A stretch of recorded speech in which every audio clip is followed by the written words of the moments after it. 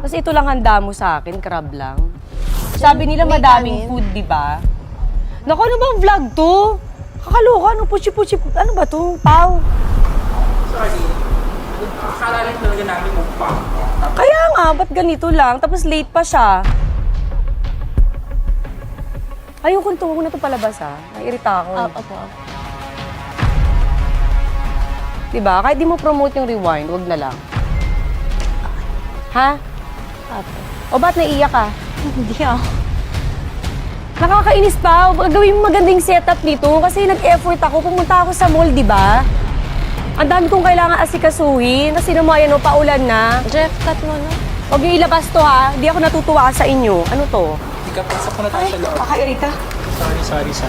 Hindi, sabi niyo kasi ganyan eh. Tapos ko effort ako. Yung mga anak ko dito naghihintay tapos ganyan yan. Kuya.